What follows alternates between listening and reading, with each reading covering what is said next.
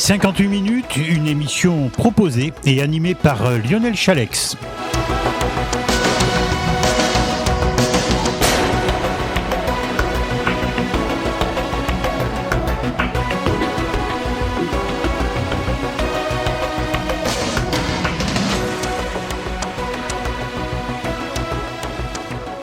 Bonjour à tous, bonjour à toutes, voici une nouvelle émission de 58 minutes. Nous nous retrouvons bien sûr en direct dans nos nouveaux studios à Montcarré. Et aujourd'hui, je reçois Marie Hart. Est-ce qu'il faut prononcer le nom de famille A-R-T ou pas ? Alors, c'est non, Marie. Non, je plaisante. Oui. Marie-Lise Garot, quoi. Oui, d'accord. En gros. Hein. Mais vous faites appeler Marie Hart. Oui, ça, c'est sur mon site Facebook. C'est pour plus de facilité que de mettre mon nom qui est associé à d'autres choses, comme la pêche, etc. Pour différencier, j'ai préféré mettre Marie Hart, art artistique. Alors, vous avez répondu gentiment à notre invitation. Jusqu'à 2028, non. Non, je vous fais peur. Non, je vous fais peur. Mais vos tableaux sont ici dans nos studios. On peut venir les découvrir au moins jusqu'à la fin de l'année. On peut dire ça comme ça, quelque chose près. Ah oui, au moins jusqu'à la fin de l'année. Bon, oui, voilà. on verra ça après. Donc je rappelle, nos studios sont 75 avenue du Périgord à Montcarré. Vous avez exposé ici une quinzaine de tableaux facilement, hein, non ? Un peut-être petit peu plus quand même. 20. Oui. Ah, je n'ai pas compté. Oui, moi non plus, mais je pense qu'il y en a bien une bon, bonne alors, vingtaine. comment vous est venue, moi je veux tout savoir, comment vous est venue cette passion sur la peinture ? Et à quel moment ? Alors, cette passion, au départ, c'est pas vraiment une passion. On va dire que c'est un don que j'ai exploité.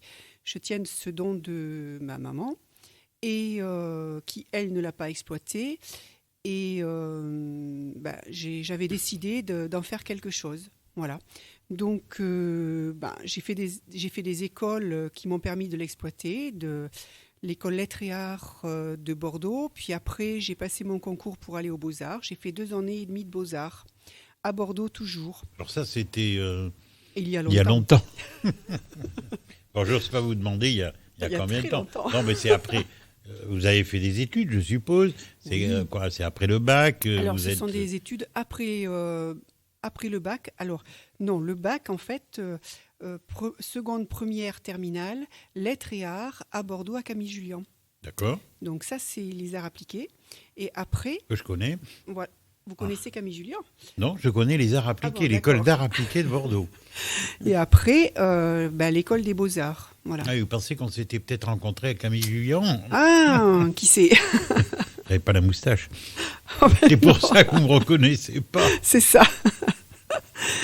Donc voilà. Et j'ai pas continué les Beaux-Arts pour diverses raisons, mais j'ai tout de suite intégré un atelier de soierie à Lagudal. Lagudal, c'est à Lambras. Lambras, c'est à côté de Bergerac. Donc voilà. Et là, j'ai appris le métier de la soie. Et à partir de ce moment-là, je me suis lancée dans la soie parce que c'était quelque chose qui me correspondait assez, tant dans sa finesse, sa délicatesse que son raffinement. Et la peinture sur toile, c'est venu bien après ? Alors la peinture sur toile et l'huile et l'acrylique, c'était bien avant. Je ne connaissais pas, avant d'intégrer ces ateliers, je ne connaissais pas la technique de la peinture sur soie. Donc en premier, c'est sur toile. En premier, c'est sur toile. Et alors la peinture sur soie, qu'est-ce qu'on peut réaliser on peut réaliser beaucoup de choses. On peut réaliser des tableaux sous forme de kakémono ou de makémono, c'est-à-dire des soies murales. On peut réaliser des vêtements en soie, parce que la soie, c'est un terme général, en fait. Il y a la soie, dans ce terme-là, il y a le crêpe de Chine, il y a la mousseline, il y a le satin. Donc, quand j'étais aux ateliers de soierie, on réalisait des vêtements qui étaient vendus un petit peu dans le monde entier. Des manteaux qui étaient donc des vêtements molletonnés, ou bien des chemisiers, ou des jupes, ou des robes, voire encore des couvre-lits qui étaient très prisés par les Émirats arabes. Tiens donc. Ah oui, alors là, vous me scotchez, j'aurais jamais pensé, parce que c'est vrai, la soie, nous ici, on la connaît, le dessin sur soie, on le connaît sur des foulards, des étoiles. Oui. Et oui. puis c'est tout, ça se limite à Alors, ça, non? après, les ateliers de soierie, il y avait donc des couturières qui assemblaient les différents motifs qui étaient réalisés sur des panneaux qui faisaient, je crois, 90 de large sur 3 mètres de long. Donc c'était énorme. Et ces couturières assemblaient en mettant du molleton à l'intérieur et en doublant avec de la soie sauvage pour faire des couvre-lits. Alors, quelle qualité faut-il pour faire cette peinture sur soie? Alors, la qualité principale, sur le tissu, pas sur soie. Oui, celle-là. Donc, la qualité principale, c'est être très attentionné, très méticuleux. Parce que tant que la soie n'est pas fixée, tant que la couleur sur la soie n'est pas fixée à la vapeur, la moindre tache, le moindre postillon, le moindre dépassement, votre soie, elle est fichue. Ah vous oui, ne pouvez pas la récupérer. À ce Donc point-là. voilà. Donc il faut être très attentionné. Donc ça demande beaucoup d'énergie en matière d'attention, de délicatesse, et puis avoir le sens artistique pour poser des couleurs qui s'accordent les unes aux autres. Est-ce que vous vous servez d'un modèle ou c'est de la pure invention? Alors les deux en fait. Moi je suis je me définis comme un électron libre, c'est-à-dire que je peins en fonction, que ce soit sur la soie, les toiles, à l'acrylique ou à l'huile, je peins ce que j'ai envie de peindre à ce moment-là. Donc là, sur la soie, par exemple, j'avais envie de faire le château Montaigne, la tour Montaigne, non pas la tour je l'ai peint à l'acrylique, le château Montaigne et le portrait de Monsieur Montaigne. Donc ça, évidemment, j'ai dû prendre une photo du château pour pouvoir après réaliser sur du papier craft une maquette que je reporte ensuite par transparence sous la soie. Donc je la reporte au crayon à papier. Ensuite, j'enlève cette maquette et je repasse le dessin à la gutta avec une plume normographique qui est mise. Non, alors là, excusez-moi, je suis en train de ça y est, nager. C'est déjà très technique. Au bord de l'océan, mais alors complet. Hein. Bon, alors si c'est déjà très technique, je vais détailler un petit peu plus. Oui. Donc j'ai une pipette en matière plastique dans laquelle je mets de la gutta. La gutta, c'est en fait du caoutchouc liquide qui, lorsqu'il est naturel, est transparent. Et lorsqu'elle est teintée, que ce soit en noir ou en une autre couleur, est teintée avec de l'encre typographique. Cette gutta sert en fait pour que les couleurs ne se mélangent pas les unes aux autres. Elle sert à maîtriser l'invasion de la couleur sur le tissu. Voilà. Donc, elle passe, bien sûr, il faut que ce soit des motifs assez fins, réalisés de façon fine. Donc, elle passe au travers d'une plume normographique, comme on l'utilisait autrefois dans les collèges et les lycées il y a très longtemps. Donc, cette plume La plume sergent-major? Ah, c'est pas une sergent-major. Je ne connais pas du tout Non, je connais bien la plume sergent-major parce que j'ai fait encore j'écris encore des lettres à la plume sergent-major avec de l'encre de Chine. Je trouve que c'est très chic et ça donne des pleins et des déliés qu'on n'a pas avec un stylo ou bien un stylo plume qu'on n'a plus depuis des années. Donc je connais bien la plume sergent-major. Non, là c'est une plume normographique qui est fixée au bout de cette pipette et après avec une pression régulière sur la pipette, je retrace tout mon motif. Ça peut prendre des heures. J'ai des motifs qui me demandent 2 heures, 3 heures de réalisation à la plume normographique. Mais ceci dit, c'est pas terminé. Après, il faut passer la couleur.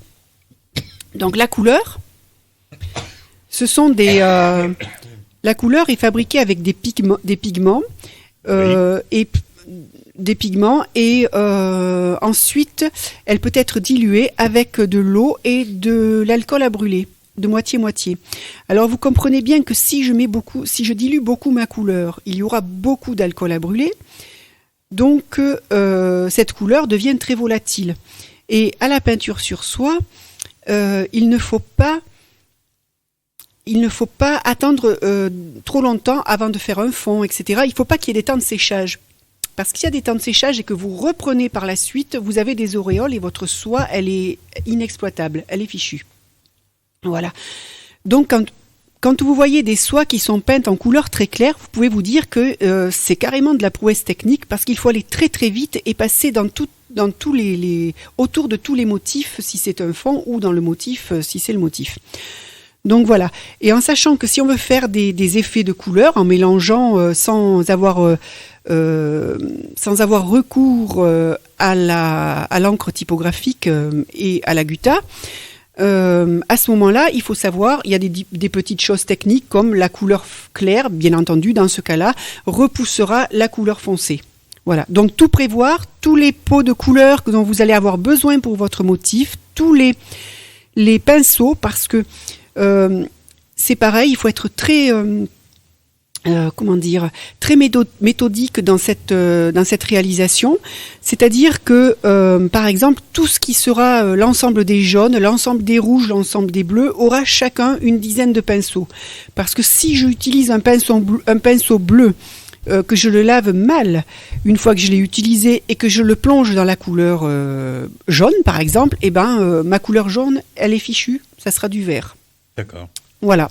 Par exemple. Alors, écoutez, ce que je vous propose, c'est que une première pause musicale et au retour, nous allons découvrir votre soie.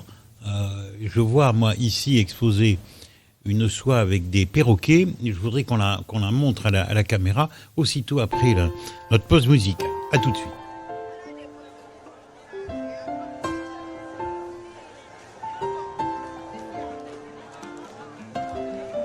Il y a des gens du voyage, il y a des gens qui voyagent, des gens qui restent et des gens de passage. Et il y a des gens qui planent et ceux qui touchent le fond, des gens qui dorment et des gens dorment-sont. Il y a des gens divers et il y a des divergents, des gens qui espèrent et des gens d'Abidjan. Et il y a des gens du nord, des gens du sud, des vies douces et des vies rudes. Et il y a des gens heureux, des vies tristes qui dorment dehors. Et il y a des gens heureux et d'autres qui brassent de l'or. Il y a des gens de la haute et il y a des gens d'en bas. Il y a des gentils, des gendarmes, des junkies et des scaras, des gens qui pleurent, des gens qui rient, des Teddy Riner et des Carla Bruni. Il y a des gens valjean qui mangent leur peine. Oui, des vrais gens qui font de la peine. Des gens qui s'aiment et qui s'assemblent. Des gens différents qui nous ressemblent. Et il y a des gens heureux, des vies tristes qui dorment dehors. Et il y a des gens heureux et d'autres qui brassent de l'or.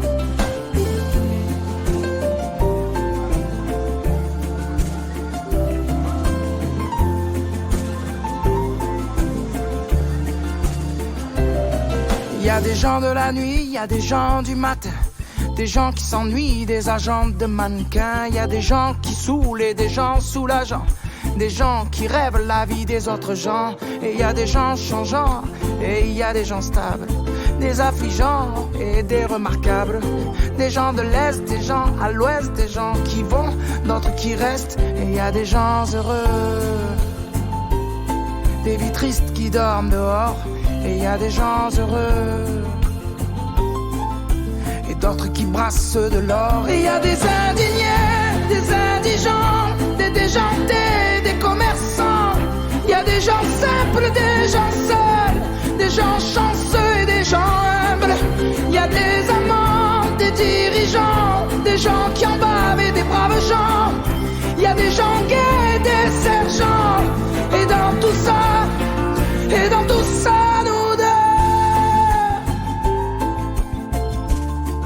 et dans tout ça, nous deux.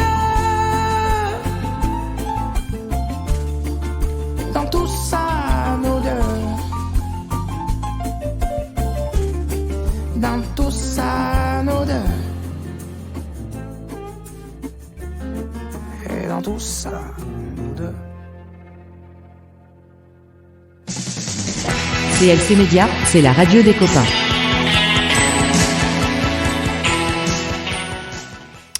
Alors, nous nous retrouvons dans cette émission 58 minutes. Je suis en compagnie de Marie, qui est peintre.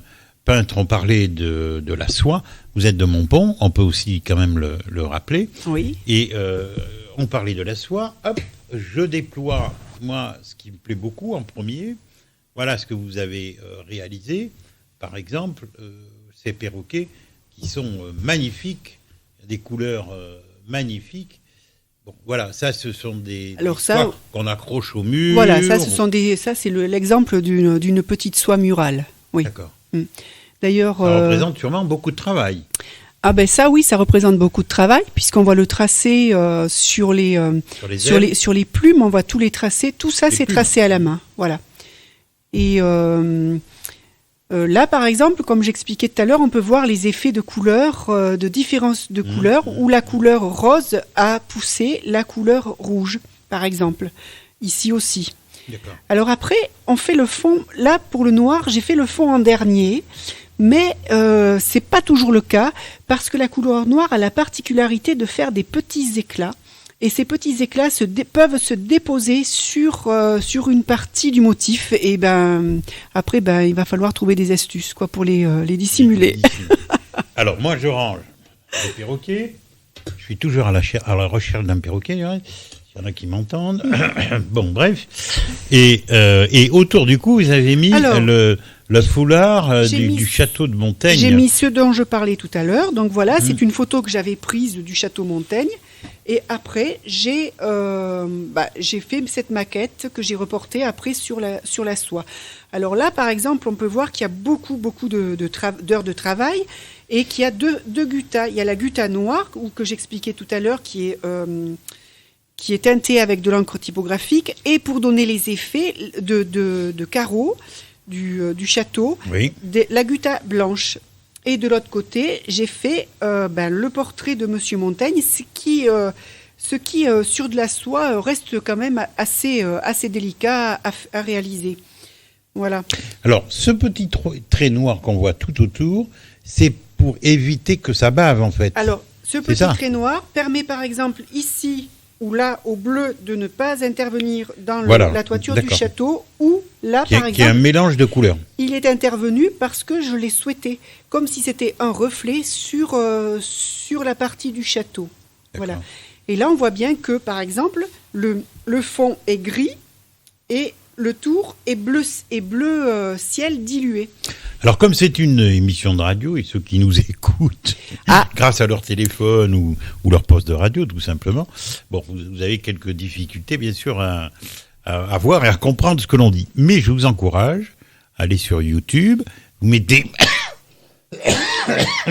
Excusez-moi pour la toux, vous mettez CLC Web Radio et vous allez retrouver cette émission. Et vous verrez bien évidemment tout ce qu'on vient de vous expliquer avec les soins de Marie. Donc CLC Web Radio sur YouTube, c'est notre chaîne, et vous allez retrouver cette émission et bien d'autres du reste, parce que ça fait 3 ans que nous émettons, donc vous avez du choix au niveau des émissions. Ça vous plaît comme je viens de le dire? Ah mais c'est parfait, vous...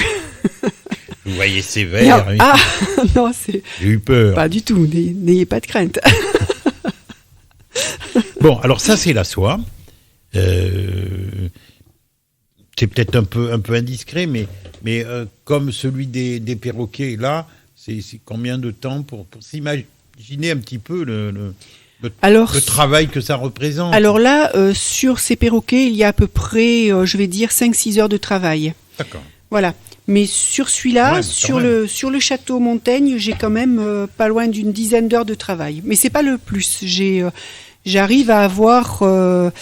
j'ai deux motifs qui me prennent quand même 18 heures de travail. Ce sont des carrés que j'ai créés. Notamment un que j'aime particulièrement avec le coquillage, le Nautilus. Le Nautilus qui se transforme en vague, la vague en cheval, et sur les 4 côtés du carré. Et c'est les 4 têtes de ces chevaux sont dans un soleil, voilà, sont illuminées par le soleil. Donc celle-ci, c'est 18 heures de travail. Question, comme on arrive en période de fête, est-ce que si on vous donne un document, une photo ou autre, est-ce que on peut vous demander de réaliser quelque chose de particulier Alors, quelque chose de particulier, par exemple, sur la soie, un portrait, ça sera difficilement réalisable. Après, l'acrylique, l'huile ou le crayon, parce qu'il y a des choses au crayon qui sont magnifiques, qui peuvent être magnifiques, ça, je peux le réaliser effectivement. Vous n'êtes pas portraitiste? Non, je ne suis pas j'ai déjà réalisé des portraits, mais c'est pas mon truc. D'accord. Voilà. Je suis plus dans le paysage que dans le portrait. Dans les monuments historiques, j'aime beaucoup ma région, qui est le Périgord, et j'ai réalisé, notamment sur la soie, des motifs comme la cathédrale Saint-Front de Périgueux, comme le moulin du Duella, comme encore l'église de Saint-Martin-l'Astier, qui est toute particulière avec sa tour octogonale. Voilà, je peux réaliser des monuments sur de la soie. Mais alors, qui sont vos clients? Ah ah. Eh oui, parce que mystère. Non, mais, la soie, est-ce que ça intéresse les jeunes, par exemple? Alors, contrairement à ce qu'on pense, oui, ça intéresse les jeunes, oui. Moins que les moins jeunes, évidemment, mais il y a des jeunes qui sont intéressés. Et notamment, les petits carrés de soie intéressent les jeunes motards parce qu'ils les mettent comme un bandana et ça les protège du vent lorsqu'ils font de la moto l'été. Je n'y aurais pas pensé. Eh oui, et moi non plus. Ah oui, c'est vrai que c'est Donc voilà. Une utilisation. Sinon, après... alors après, il faut faire des motifs dans le sens des motards, là. Voilà, alors on est loin de Montaigne. Tout à fait. Là, j'étais un petit peu à court de motifs, puisque mes motifs étaient plus, on va dire, pour une clientèle féminine que masculine. Donc, j'étais obligée de revoir un petit peu ma copie, de ce côté-là. Et pour nous, pour les hommes... Monsieur Montaigne, vous irez très bien. Oui. Bon, mais enfin, je me vois pas très bien avec un foulard en soie autour du cou. Je sais pas. Ah. C'est une idée, hein. Oui, peut-être. C'est peut-être qu'une idée. Ah oui. Oui. Ah tiens. Bon. Après, j'ai pas beaucoup d'hommes qui m'achètent effectivement des foulards, peut-être des pochettes. Alors les pochettes, c'est trop petit et c'est trop... non, je fais pas ça. Non. Je fais pas.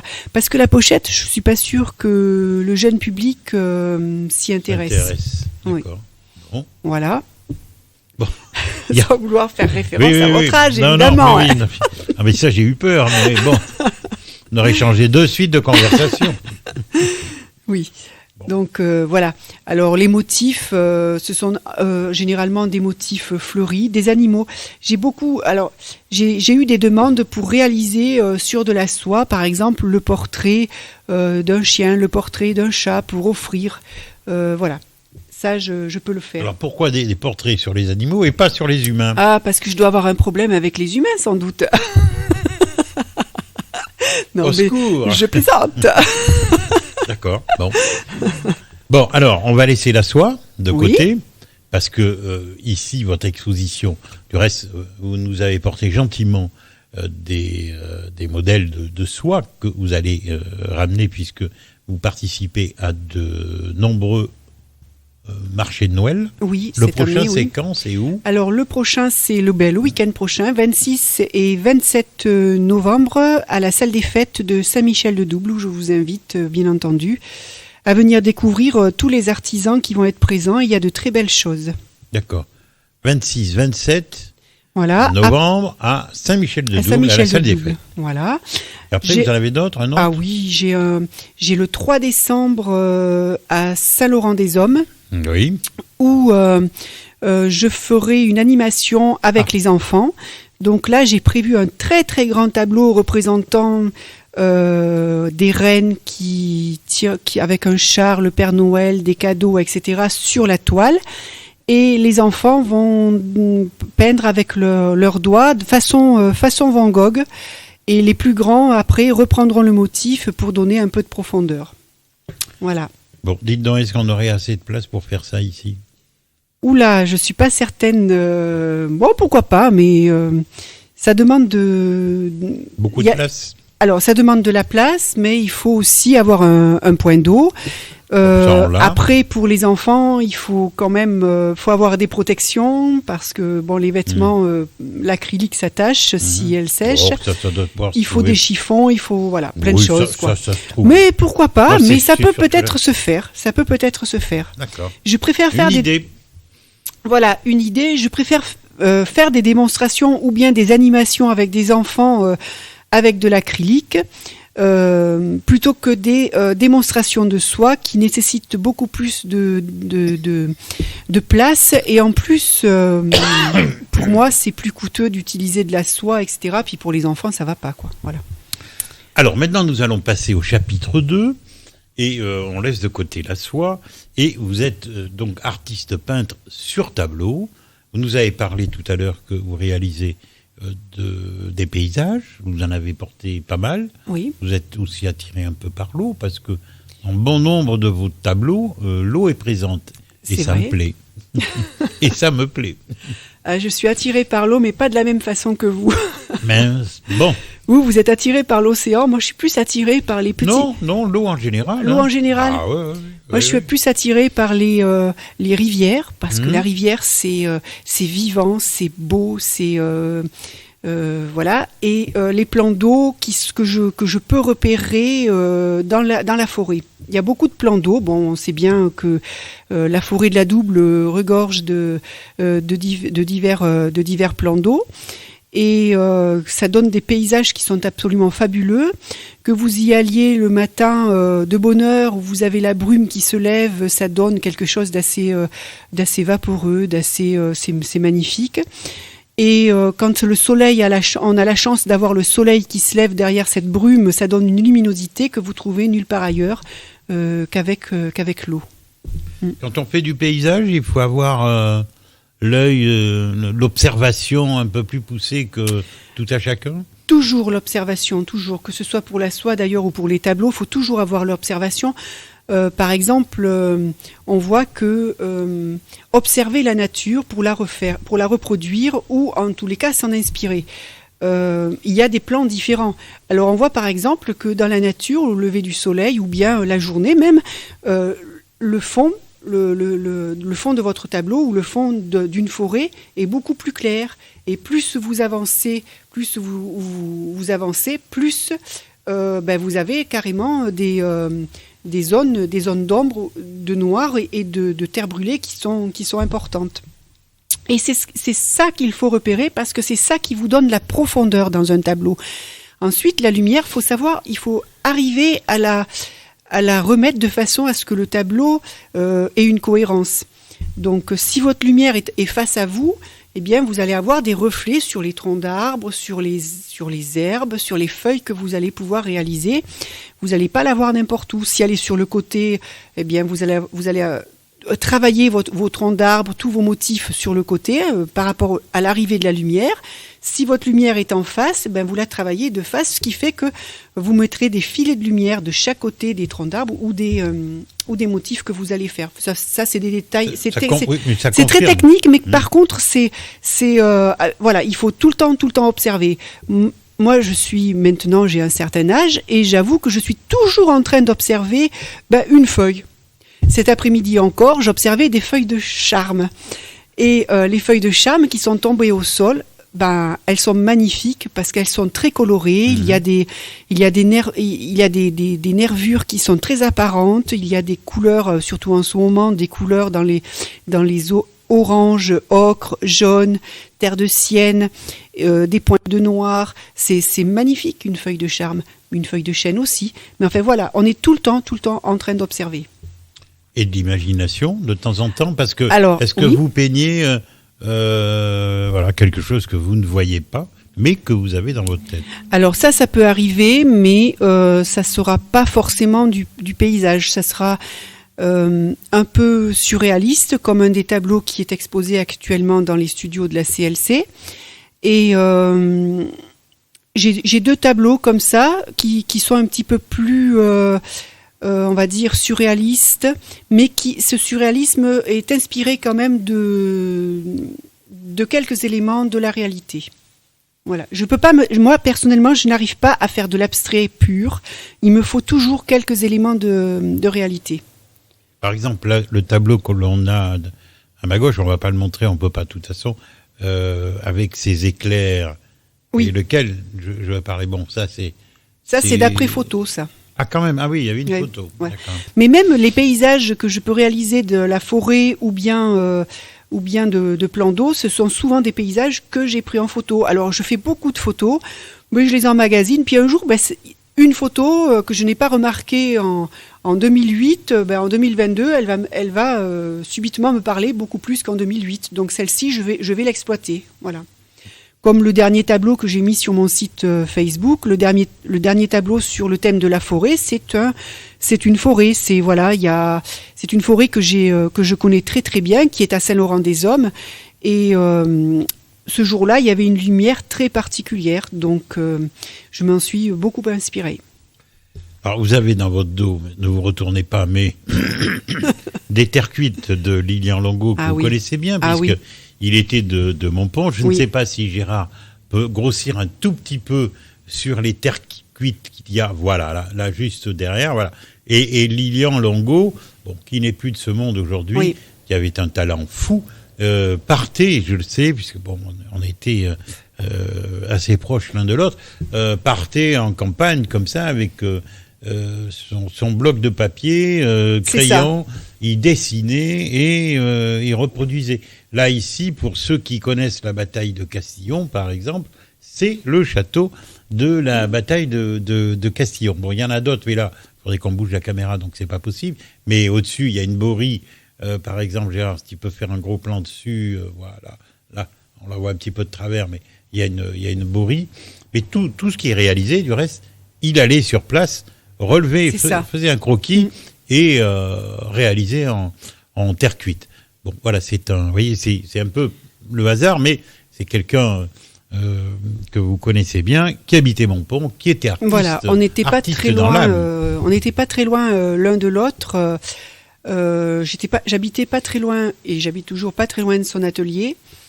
Et c'est vrai que j'avais plaisir à y aller parce que Lilian Longo, c'est quand même la mémoire de notre patrimoine historique. C'est notre ADN, le patrimoine historique. Donc, il a refait effectivement beaucoup de monuments de la région, et pas forcément les plus connus, dès qu'ils sont connus, mais pas forcément. Lui aussi, je pense en tous les cas, s'inspirer en fonction de son état d'âme du moment.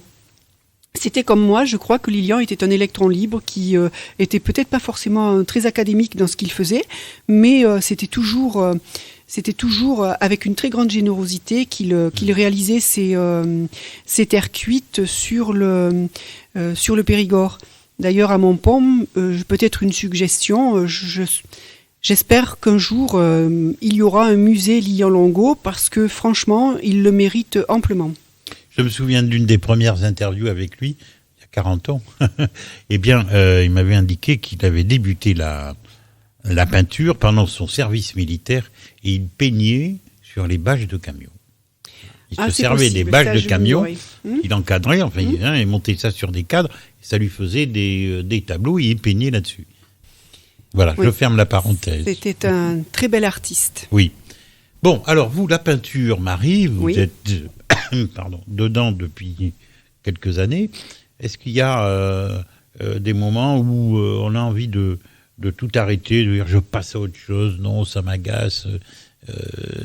Moi, par rapport à... J'ai un métier d'origine, par rapport à ça, je le dis souvent dans mon métier, on l'exerce un peu comme un artiste peintre, c'est-à-dire qu'on ne va pas forcer quelqu'un à prendre le pinceau et faire de la peinture. Il faut que ça vienne de soi-même. Mais est-ce que ça vous est arrivé aussi de dire, bon là, cette fois-ci, j'arrête, je lâche pendant 8 jours, 15 jours, un mois, des mois Absolument, oui. Ça m'est arrivé d'avoir des pauses, effectivement, mais j'y reviens assez vite quand même. Parce que même s'il y a ces pauses, il y a toujours ces promenades dans la nature qui me rappellent que c'est presque une nécessité. Donc, effectivement, il y a des pauses, mais elles sont quand même de courte durée. Les promenades dans la nature sont liées à vos tableaux. L'un ne va pas sans l'autre. Souvent. Pas toujours. Pas toujours, mais souvent. Bah oui. Souvent. D'accord. Voilà. Alors, je sais que vous avez eu une vie à côté professionnelle différente de la peinture. Ah oui. Est-ce que c'était vous n'exercez plus votre métier, mais est-ce que c'était un défouloir? Alors oui, tout à fait. J'avais 2 types de défouloirs par rapport à mon métier. Effectivement, il y avait la peinture, mais il y avait aussi autre chose. Il y avait la pêche. J'ai consacré une grande partie de ma vie à la pêche, et quand je fais quelque chose, que ce soit la peinture, la pêche, la famille ou autre chose, je le fais toujours à fond. Et la pêche, à partir du moment où j'en avais compris un peu les principes, etc., je suis allée jusqu'en équipe de France. Donc j'ai disputé quelques championnats de France, quelques championnats du monde, et après j'ai tout arrêté. Voilà. Mais par contre, quel grand écart par rapport à la peinture. C'est ça. Et par contre, voilà. Mais c'est pas l'un sans l'autre malgré tout, parce que certains championnats de France, j'étais notamment, je me rappelle très bien, à Sully-sur-Loire, dans les douves du château de Sully-sur-Loire.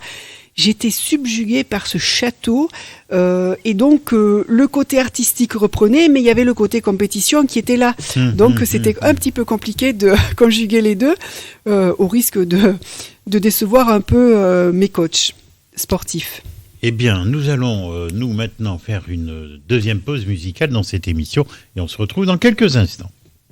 Se rumora que su nombre es María, María, María. ¿Quién diría que me enamoraría aquel día, aquel día? Hey, hola señorita, dis-moi si tu penses qu'on s'est tout dit. Je ne sais pas danser, donc ce soir je me fais tout petit. Ella, una señorita bella de la cabeza a los pies, pero lo que más me gusta es cuando habla francés.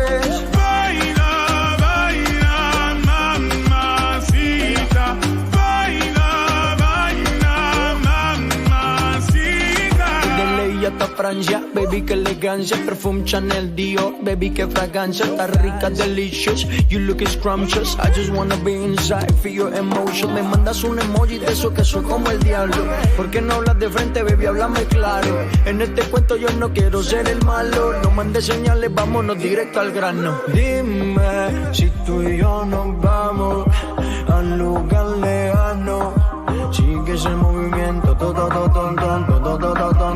se rumora que su nombre es María, María, María. ¿Quién diría que me enamoraría aquel día, aquel día? Hey, hola señorita, dis-moi si tu penses qu'on s'est tout dit. Je ne sais pas danser, donc ce soir je me fais tout petit. Ella, una señorita bella de la cabeza a los pies, pero lo que más me gusta es cuando habla francés.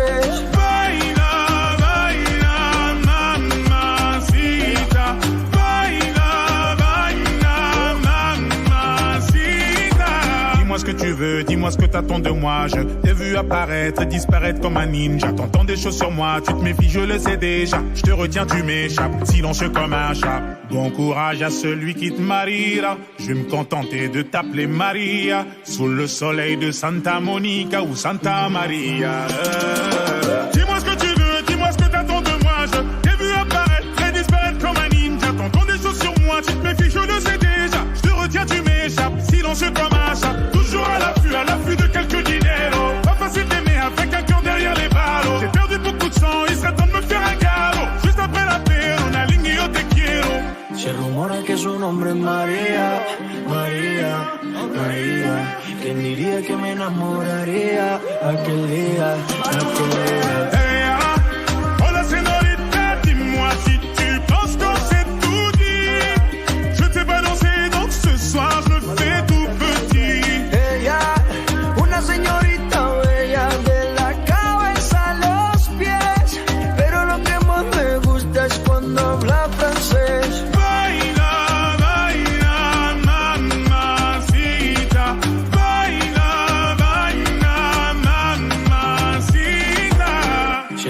Que su nombre es María, María, María. ¿Quién diría que me enamoraría aquel día, aquel día? CLC Média, c'est la radio des copains.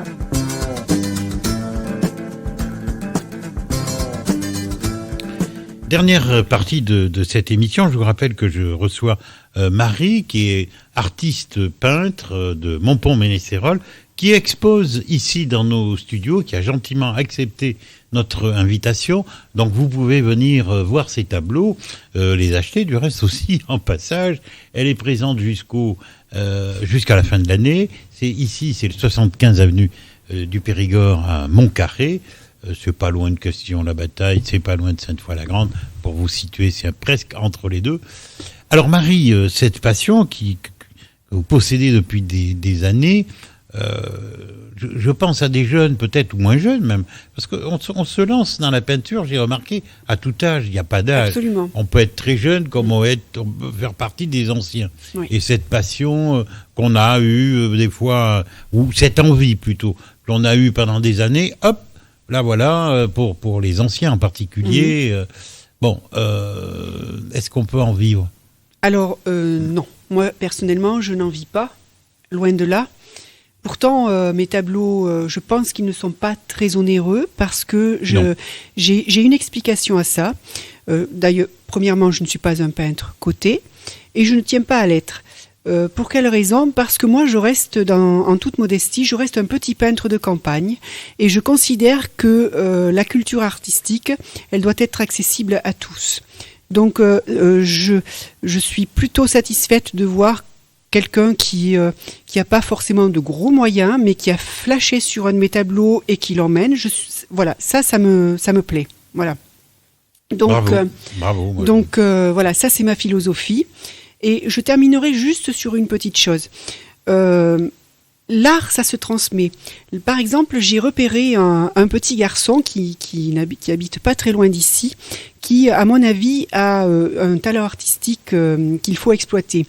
Donc, je l'invite à exploiter ce talent artistique. Je l'ai même invité dans mon atelier où il est resté toute une journée. Et alors lui ne le sait pas, j'espère qu'il n'écoute pas CLC Web Radio, mais ses parents sont au courant. Je le sollicite pour qu'il fasse des petites représentations qui sont très particulières. Et lors de ma prochaine, j'espère, lors de ma prochaine exposition, j'associerai son nom au mien. Voilà. Alors, vous dites... Pourquoi il va réaliser des tableaux avec Alors, vous ? il va réaliser. Non, il réalise. Je lui indique des pistes de travail, quelques thèmes, parce que c'est très vaste la peinture. Donc, quand on est un gamin, c'est compliqué de ne pas avoir de thème, de réaliser quelque chose comme ça. Donc, je lui propose des thèmes, des pistes de travail, ce qu'il faut qu'il emploie comme matériel, pas forcément très onéreux. Et on verra avec ses parents ensuite pour les mettre sous cadre, pas forcément les vendre, mais lui faire voir que il a quelque chose et que voilà, je ferai cette exposition en associant son nom au mien. Voilà. Alors les marchés de Noël arrivent, il y en a certains qui ont démarré.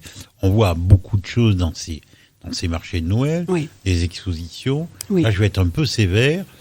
On voit tout et n'importe quoi parfois. Alors, est-ce que ça vous dérange pas ? Ah oui, si, ça me dérange.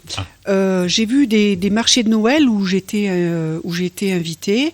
Forcément, moi, mes soies sont un petit peu chères parce que déjà, c'est un produit qui est cher. Et je me suis vue avec des gens qui proposaient des écharpes ou des carrés de soie qui étaient déjà sérigraphiés, imprimés et qui venaient d'un pays que je ne citerai pas et qui étaient donc, bien entendu, 3 à 4 fois moins chers que les miennes. Alors forcément, quand on voit ça, pour l'artiste que je suis, je trouve que c'est limite. Quand on dit un marché artisanal ou bien un marché de Noël artisanal, restons dans l'artisanat. Je sais bien qu'il y a des gens qui ont vraiment pas beaucoup d'argent et qui vont se précipiter et on ne peut pas leur en vouloir. C'est logique. Mais il faut savoir un petit peu voilà, ce que l'on veut quand on organise des marchés de Noël. J'ai vu aussi, et ça me dérange aussi, des marchés marché de l'artisanat qui peut être associé à une brocante. Alors là, moi, je refuse systématiquement. Je regrette. Ce que je fais, c'est pas loin d'être du luxe en ce qui concerne la soie et même les tableaux. Et même si je les vends pas de façon, pas trop cher, je regrette. Ce n'est pas de la brocante. On va pas marchander mon tableau ou mon carré de soie ou mon écharpe en soie.